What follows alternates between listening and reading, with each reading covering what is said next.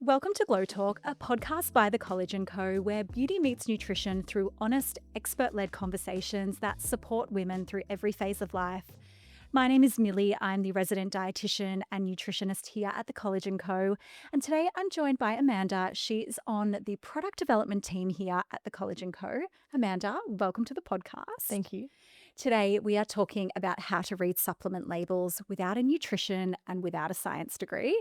I cannot wait for your practical strategies. But before we get into that, could you please tell us a little bit about yourself and what got you into product developing? Yeah, sure thing. So I studied a bachelor's of pharmaceutical science where I majored in formulation science. And I always had a fascination around the health and beauty industry. So I started off in the food and nutraceutical space. And then I also worked a little bit as a cosmetic chemist. So I kind of found my way at the College and Co where it was kind of the perfect intersection between beauty and health together. It really does combine all of your expert areas and areas of interest, which Yeah. is sounds like the perfect role for you. Amazing. Now, we start every podcast with the same question. I would love to know, Amanda, and again, there's no one better to talk about this than you because you are the expert in our products. You know them inside and out. If any of our College and Co products represented you and your personality, which one would it be and why? hmm Oh, that's a good question. I would say maybe the Collagen Dream hot chocolate, just because I think naturally I'm a pretty calm person and I always like to wind down, relax a little bit. But I'm also someone who really values intentional routine. So I feel like the Collagen Dream product is something that can like really help with kind of incorporating into your nightly like unwind routine. For sure. So that's why I kind of think it speaks to my personality the Yeah, most. I agree. You have a very calm, relaxed nature. You're making me feel very zen. So let's bring it right back to the start. We're talking labeling, what we need to know, what we need to look for. First of all, who actually regulates our labeling laws here in Australia? Who are the governing bodies? hmm Well, there's kind of a few different governing bodies for label supplements. So the first one is the FSANZ, which is the Food Standards of Australia and New Zealand. Yeah. So they regulate anything that's food or food products. So that can go from your meats to your like fresh dairy, fresh vegetables and fruits. And then that also incorporates like your special purposes foods, which is like your food supplements, such as like your collagen powders. Okay. But then there's also the other space, which is the TGA space. So Mhm. TGA stands for the Therapeutic Goods Administration. So they more so regulate around your listed medicine, your complementary medicines, and your registered medicines. So anything that can come down to more in relation to therapeutic claims. So anything more so targeting around certain conditions, illnesses such as Okay. osteoarthritis.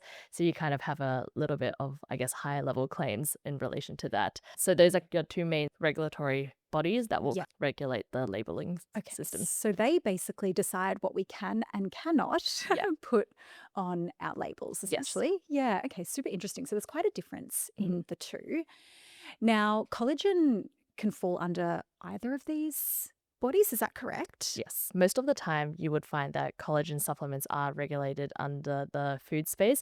Yeah. That's also just because collagen is a protein, so you can find that most products would use collagen, but there are also times where you can also find collagen in a listed medicine space. So Yes. that kind of really it comes down to what sort of claims you want to make and Yeah. also what sort of ingredients you want to pair together because sometimes certain ingredients that are, compliant in the food space aren't compliant in the listed medicine space. Yeah, Yeah. interesting. There's a whole other world that goes on Yeah. out there, isn't there? Yeah. And it's so easy to just pick up a product on the supermarket shelf without thinking about everything that goes into, the formulation and Yeah. making it a nutritionally appealing product from a consumer perspective as well. And I'm really looking forward to Yeah. talking to you about some of the marketing claims and Yeah. some things we need to be a little bit mindful of when we are critically analyzing a label. Yeah. Sure. But it makes sense to talk about collagen. We are the Collagen Co. So I want your professional insight into collagen in the food industry. Is every single product that contains collagen similar?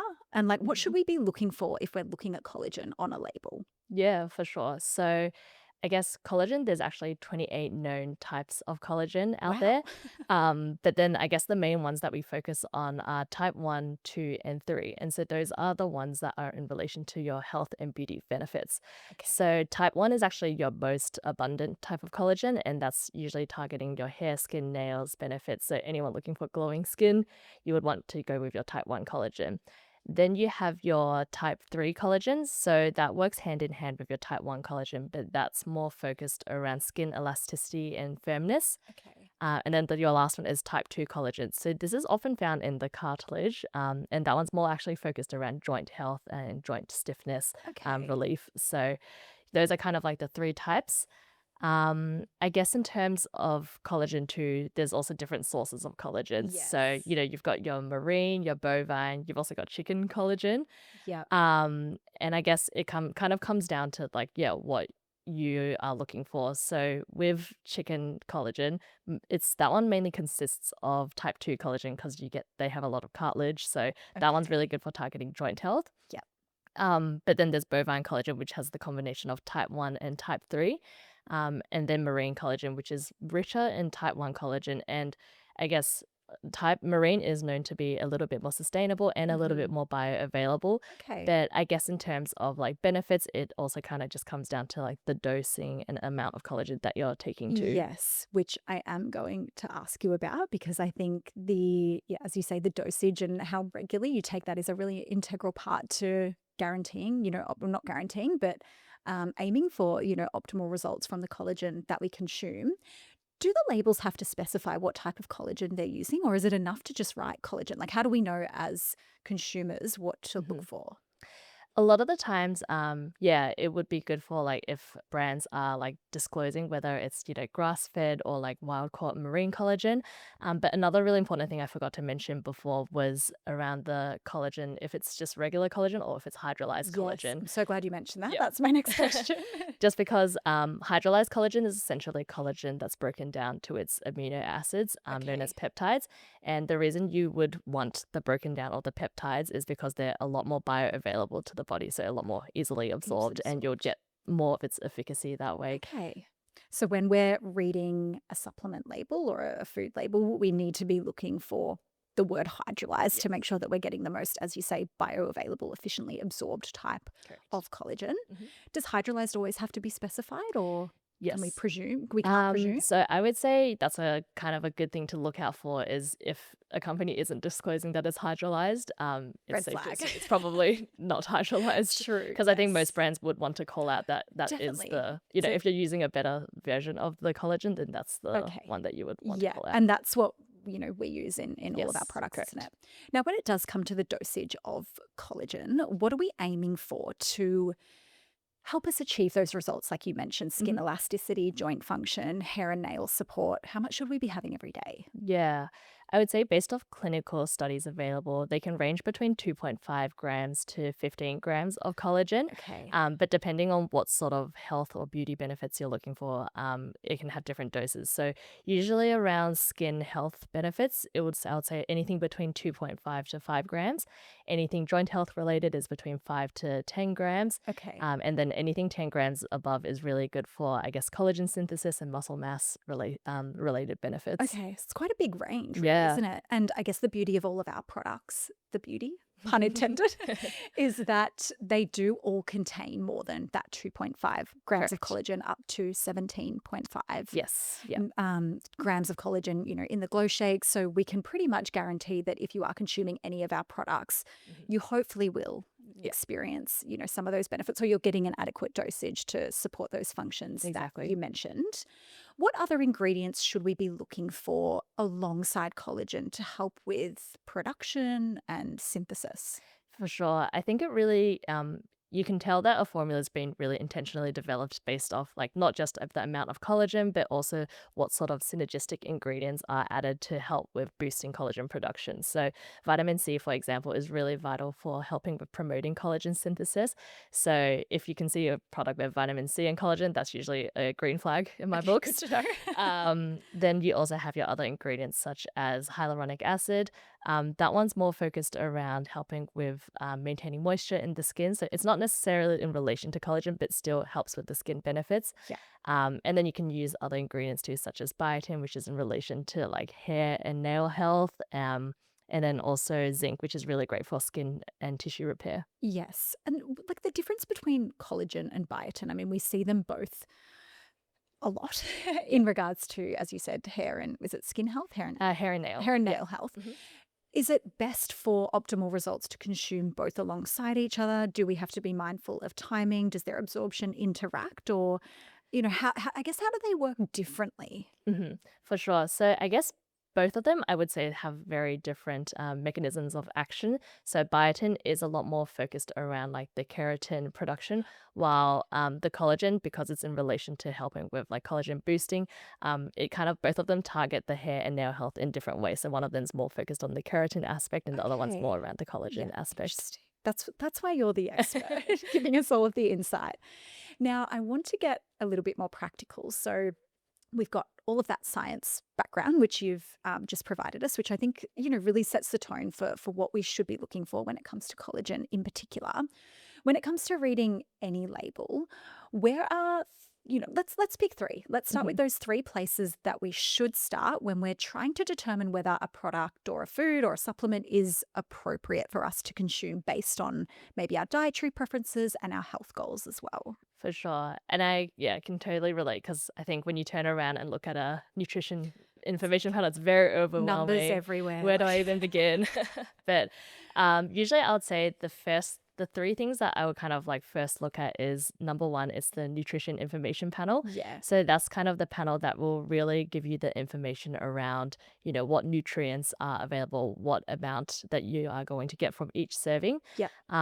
Then the second thing I'll look at is the ingredients list. So the ingredients list is will really list out every single ingredient that's in the product. And then one thing is ingredients lists for food products are listed by descending order of weight. Okay. So usually if you have like the higher the ingredient is, the more abundant it is in the product. So if it's listed first in the Yes. ingredients list, we can guarantee that the product is made up predominantly of that ingredient, which I guess is a really important point when it comes to collagen, isn't it? We can, of course, see it in our nutrition panel because it's listed there, but where it's listed in the ingredients list can also give us a good indication of how abundant it is in the product. So if we're opting for a collagen product, should we be looking for it in those first, like, is it 3 ingredients in the ingredients list? For sure. I think especially if a product is claiming like high levels of collagen, you Yes. would kind of want to see where that collagen is in that list of ingredients. Because if it's kind of buried halfway down the list, it's probably like, where's the rest of the collagen? That's it. Yeah. Yeah. That's a little trick I use in skincare with like active Yes. ingredients Yeah, and it's see where really it's similar in that sense. listed. Yeah, for sure. So we've got the nutrition panel, the ingredients list. Anything else we should be looking at? I would say so. Another thing to kind of look at is probably more specifically inside the nutrition information panel. It's Yeah. around the serving size. Yeah. The serving size, because in the nutrition information panel, there's two sections. One's the serving size and one's the per 100 grams section. The serving size is really good for letting you know how much you're actually going to get per, I guess, like intake or per sitting. And I think one thing I like to look out for is if it's a product that has a lot of collagen. I also like to look at the protein content immediately, because most of the time collagen is 90% protein. So if I'm looking at something with a high level of collagen, I also want to see that the protein levels also match that amount. Yeah. So the nutrition information panel, like you said, it's a really great place to start because it tells us the amount of nutrients per serve and per 100 grams. Why is there 2 columns? Why do we have a per serve and why do we have a per 100 gram column? Yeah, that's a really good question. I would say your how I look at it is your per serve is kind of like what you're looking at in a plate, like how much food you're getting in a plate, while your per 100 grams is kind of your ruler to use as like a comparison when you want to compare other products. So it's kind of like a regulated way of displaying, like if you want to quickly compare one product to the next in terms of the nutrition information, you can look at the per 100 grams section because serving size actually isn't standardized. It's kind of Yeah. really just depends on what the brand or the manufacturers have decided is the most appropriate serving Yes. size. It's can be almost used as a bit of a sneaky marketing tactic, Yes, can't it? And to exactly. your point, Serving size isn't standardized. So you can literally, any person that is manufacturing a product can choose what they want the serving size to be. And if you're comparing a 45-gram serve of collagen, a collagen-based product with a 60-gram serve, it's really hard to determine which one is more beneficial and which one's more nutritious and which has more nutrients. So that's where we'd be looking at the per 100 grams. So if I've got two products and I'm not sure which one is best for me, I'm looking at the values per 100 grams. Is that correct? Just Yes. to see which one has higher amounts of Exactly. collagen and protein and maybe lower in those other ingredients like sugar or saturated fats. Or, I mean, they're not as, common in some of the like supplements and things like that, but still really important to, to consider. How do you as a product developer determine a serving size? As we just said, there's no rules, there's no guidelines. Is it based on maximum, health benefit? Is it based on taste and flavor and what's actually practical for people to consume? Yeah. Pretty much, yeah, everything you've mentioned. I feel like when you have to product develop and decide a serving size, there's a lot of different factors that you have to consider. So, first one is around the health benefits and the efficacy. So, when we're using certain active ingredients, you don't just want to add, 50 milligrams of something when you need 500 milligrams of it to, have that therapeutic effect. So a lot of it's, doing the research on the scientific literature available to understand how much do we need to add to actually get those benefits. Okay. So that's one part that kind of plays into a factor. The second one is also around flavor. So, some collagen itself is relatively pretty neutral in taste, but you might have other ingredients that you want to add, such as herbal ingredients, which are notoriously known to be quite bitter. So it's around like how much, flavoring or sweeteners do we need to add to kind of really help with making the user experience enjoyable. Yeah. And then I think finally say the third one would be around, user experience in itself. So a lot of the times we're always looking into consumer feedback around what customers are looking for. You don't want to make the serving size, too small where it's, maybe sometimes like some brands can be quite sneaky where the serving size is really small and that's why all the other, nutritional information is on the lower end. So you're like, that's low in sugar, but the serving size is like 10 grams. Exactly.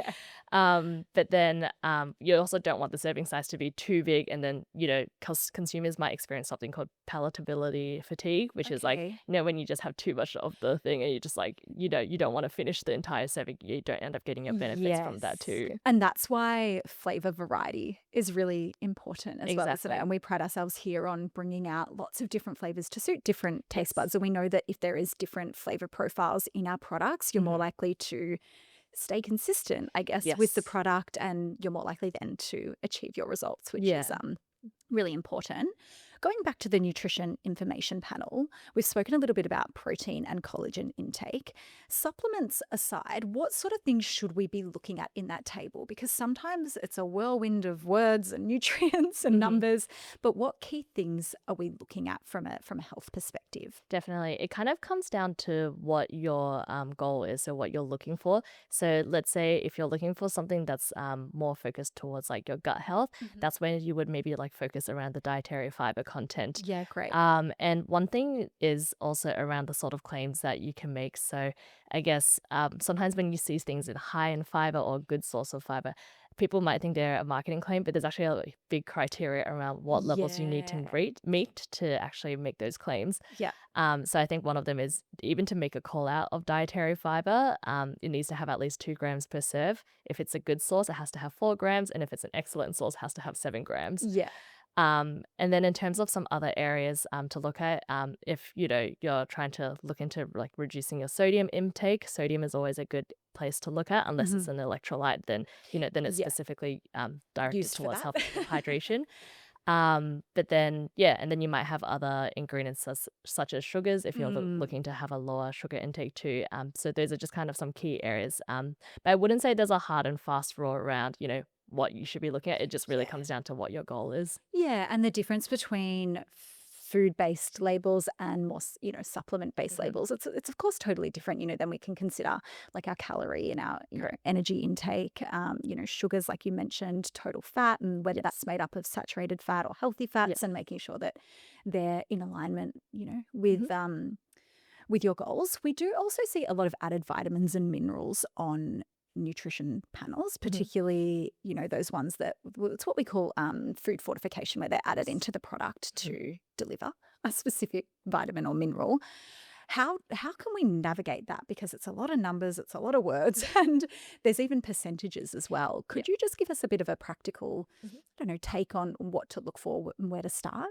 Yeah, for sure. So with your vitamins and mineral fortification, usually what you'll see on the label is they'll also have a column called for percentage RDI, which stands for percentage of recommended daily intake. And similar to the dietary fiber content that I mentioned before, there's also certain criteria that you need to meet in order to make claims around whether a certain vitamin or mineral is a good source. So I think if you just want to claim a source of that mineral or vitamin, it needs to be 10%, and a good source is 25% of the Yeah. RDI. So it's quite high, isn't it? Nobody Yeah. can just slap these terms on the front of Yeah. their label. They're quite tightly regulated. Yeah. And the percent RDI, I just find it a really helpful tool for anyone who's looking to purchase a supplement or a food, because we don't often know what sources of foods or supplements contain iron or calcium or vitamin D or whatever it Mhm. might be, but it gives us a really practical what's visual, I guess, of how much of that particular nutrient we're getting. And it's so impressive. I mean, with the glow shakes, I think they contain 40% of our Yes. RDI of iron or calcium. I'll have to fact check that, but Yeah. I'm pretty sure that's right. Which is, it's so significant. And the fact that we can add those into products Mhm. is really incredible, and something I think we should all be looking out for, particularly when it comes to our supplements. For sure. Can we move on to the ingredients list before we get into all of that marketing stuff? Because I'm really looking forward to your strategies and practical tips there. So, with the ingredients list, we've spoken about the weight in which they're listed. So, ingredients are listed from, I guess, heaviest to lightest in Mhm. terms of their contribution. What other things should we look for in an ingredients list? For sure. So I think one of the things you might notice in an ingredients list is the allergens are usually bolded. That's also usually a requirement, and it just makes it easier for people with allergic reactions to just Yeah. more easily identify quickly if this product is safe for them or not. Yeah. Another thing is most of the good thing with food products is they'll list every single ingredient used, so that even includes all the additives and preservatives used. Yeah. It And looks scary sometimes. yeah, exactly. I think it does look scary, but I think sometimes I do feel like additives and preservatives do get a bad rep, but I think it also comes down to understanding why they're in there, right, and like what their Absolutely. functional purpose is. Yeah. For example, preservatives are usually used to help with extending shelf life and preventing, microbial growth. Yeah. Emulsifiers help with preventing separation, stabilizers help with texture. So I think usually when I'm looking at an ingredients list too, I'll look at those additives and preservatives, but then also try to like understand why is it in there. And if it's an excessive amount, maybe that's not a great sign. But if it's, if I feel like I can understand each of its functions and why it's there, then I think Yes. that makes a lot more Can sense. you come supermarket shopping with me? I feel like I have the dietitian brain, but I would love your brain as well to just be like, this is this Yeah. means that. But to your point, additives and preservatives do get a bad rap, but as we know, they're so necessary for majority of our, food supply and what we see on the supermarket shelves. And they help with things like, like you said, shelf stability, and they don't affect, flavor, taste, or Mhm. nutritional density of the product. Mhm. It doesn't take away any vitamins or minerals. And something I think is really important for everyone to know is that the addition of additives and preservatives are tightly regulated as well. So if it wasn't safe to consume, it wouldn't be let through in the food supply. Isn't that true? I think there's so many negative connotations with those things. Exactly. And I found that with a lot of additives, they usually decode it as like a number or code on the Yeah. ingredients list. Most of the time that I feel like that also makes them seem intimidating, but the main reason is it's just a standardized system and a code that's given, because sometimes if you just list the full ingredient, it's just way too It's a long lot. to list. Yeah. I don't know if you've seen this whole concept online around if you can't pronounce something, you shouldn't eat it. And that gets under my skin. That makes my blood boil because, as you said, there's so many additives and preservatives that are really long, lengthy names that we can't pronounce. And I mean, I can't pronounce many things. I can't pronounce certain ethnic dishes. I can't pronounce certain, nutrients and ingredients that are in products, but that doesn't mean we shouldn't consume them. Is that right? Like how can Yeah. we get our mindset away from that whole 100%. mentality? So I find that a lot of these ingredients, it really comes down to a lot of fear mongering. A lot of the times when people don't quite understand or know how to read something, they tend to just automatically think it's a bad ingredient for them. Mm. But there's a lot of really great ingredients out there. And I find like an example is hyaluronic acid. When people first heard about that, they were thinking, oh, it's got acid in its name. It Yeah. must be really bad How for do you you. pronounce hyaluronic? Yeah, but yeah, some of these they're just really well researched ingredients, and Yeah. a lot of them are also very safe. So it's and put in within the regulatory limits. So Yeah. yeah, I think it's kind of don't need to fear too Don't much. need to stress about Yeah, that. And with like even vitamin C, isn't that listed as ascorbic acid? yeah. So Yeah. yeah, its scientific name is ascorbic Yeah, acid. So where, like typically we wouldn't associate the two, but I think it's important to be mindful when we are looking at labels that mhm, not all the scary words are associated with something that is negative for our health. It's just everything has a scientific name, doesn't it? yes, So, correct. yeah, just something to consider. Are you happy to move on to content claims? Because Mhm. every time I'm in the supermarket, and I think I call it market research, but I always have to find new products in the supermarket. I'm like, what's new? What's just been launched? I need to try it. And you're inundated with all of these claims: high protein, high fiber, low sugar, high collagen, whatever it Yeah. might be. What are these claims? You mentioned before that they are tightly regulated, but like what do we call these? Yeah, I'm glad you mentioned that. So, in the food space, there's actually two different types of claims you can make. One of them is a nutrition claim. So, that's related to anything that's inside the product. So, anything relating to its nutrients or its like fat, calories, or Okay. carb levels. Then you also have your health claims. So, that kind of claims, these types sort of claims will tie into what sort of benefits you're actually going to get, or, what sort of health benefits, such as supporting bone health. Okay. So those are kind of like your two main sort of claims. Mhm. And then I guess, yeah, usually with the health claims, there's a criteria to around what sort of levels you need to reach in order to make certain claims. So if you go into the Fazan standards, they'll have a full list of code That on just, document gives me anxiety. yeah, I've yeah, had to review it many makes my head times. spin every time I look at it. Let's review it together next Yeah, time. yeah. But yeah, I find that yeah, usually you'll have a list where it says, at vitamin C at this level, you can make skin related claims, or magnesium at Right. this level, you can make, bone health or muscle related claims. Yeah. So if we do come across those phrases, Mhm. the companies haven't just slapped them on the front of the package to confuse you. They're Correct. actually they need to contain a certain amount Yes. per 100 gram. Per 100 grams, yeah. Yes. So how can we avoid being misled by companies? I mean, when we do pick up something and we're trying to understand or determine if it is a good option for us, and we Mhm. see all of these claims like we've just spoken about, should we then turn the package over or turn it on its side and look at that information panel and look at the ingredients list to make sure that it actually is doing all of the things that it's saying? Yeah, absolutely. I find that usually your front of pack for a label is kind of where you get all your marketing claims. So it might say something that's like low in sugar, but that might not necessarily mean it's low in carbs. So they might only Yes. call out like the really good things. So it's really important to turn the packaging around to look at the labels and the nutrition information panel, where that will really kind of give you the nitty gritty breakdown of like what each kind of nutrient is inside the product. What are the key differences between a supplement label versus a food label? How do they differ? With a food label, you will tend to have your nutrition information, so anything related to energy, calories, protein, and then you'll also have your entire list of ingredients on there. While for a supplement label, you don't necessarily need to include every ingredient on the panel. You actually only have to show what the active ingredients are, plus the dosing of that active ingredient per serving or per capsule if it was a capsule product. So Okay. I'll say that's probably the main differences that you would see between a food label and a supplements label. Okay. So the TGA is regulating like more of those medication and capsule based supplements, whereas Fazans is regulating our collagen based supplements because they're food Correct. based products. So we Yes. should be looking at the ingredients list Yes. as a whole. Yeah, Okay. exactly. Great.